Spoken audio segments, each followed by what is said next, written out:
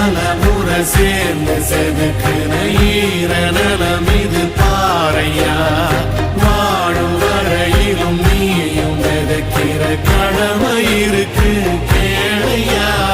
கோடி விளக்காயேந்தி கிடந்த வீடு இருண்டது ஏனையா மாட விளக்கா நீயும் வரத்தா வீடு ஏங்கி இருக்குதையா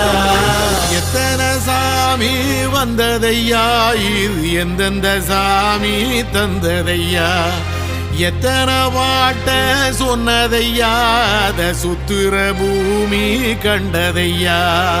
அடிச்சு வீசும் காத்திலையும் அந்த தகப்பனாச சுத்துதையா